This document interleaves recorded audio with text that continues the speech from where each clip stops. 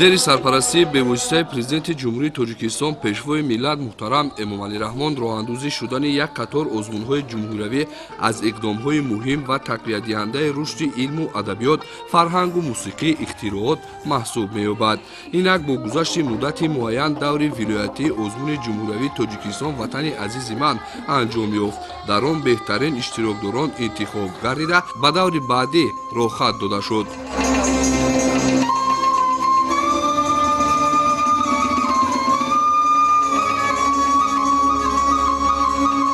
даври дуюми озмуни ҷумҳуриявии тоҷикистон ватани азизи ман дар вилояти хатлон дар сатҳи баланди омодагӣ доир гардида, довталабони ин озмун аз рӯи намунаҳои гуногун тибқи низомномаи озмун ҳунару маҳорати худро пешкаши ҳайати якамон намуданд.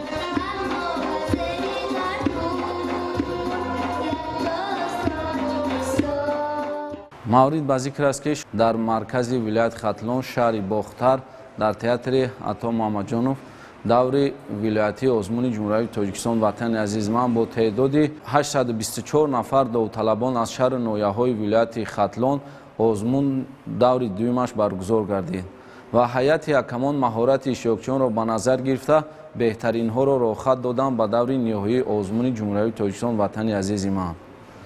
ёдовар бояд гардед ки озмуни мазкур тибқи амри президенти ҷумҳурии тоҷикистон яке якбора 100% нисбати солҳои гузашта маблағгузорӣ зиёд гардидааст ки ин ҳам бошад барои боз ҳам рӯҳияи довталабонро ба ин озмун хубтару беҳтар гардад. озмуни ҷумҳуриявии тоҷикистон ватани азизи ман бо мақсади дарёфти истеъдодҳои нав дар соҳаи санъати мусиқӣ ва сарояндагӣ, тасвирӣ ва дизайн, баланд бардоштани маҳорати касбӣ ва зебоишиносӣ, тақвият бахшидани ҳунари баланди иҷрокунандагӣ, таблиғ ва эҳёи ҳунарҳои мардумӣ, муаррифии фарҳанги волои миллати тоҷик, эҳтиром ва арҷгузорӣ ба суннатҳои неки аҷдодӣ, сатҳи касбии асарҳои нави мусиқӣ, офарандагӣ, интихоби намунаҳои беҳтарини оҳангу суруд, коллексияҳо ва асарҳои расомӣ ки инъикоскунандаи фарҳанги гузашта ва имрӯзаи миллати тоҷикро таҷассум менамояд гузаронида мешавад.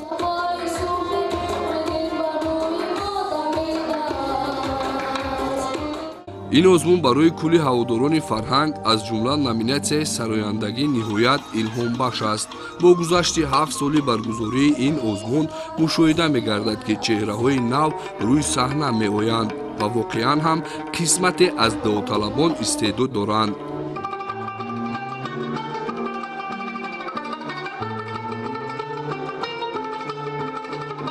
ҷараёни баргузории озмун пурра зери назорати ҳайати ҳакамон қарор дошт ва шаффофияти он таъмин гардида ҳар як довталаб ҳунару маҳорат ва истеъдоду малакаи худро пешниҳод намуда дар интиҳо беҳтаринҳо интихоб шуданд ва барои ширкат варзидан дар даври ҷумҳуриявӣ имкон пайдо намуданд.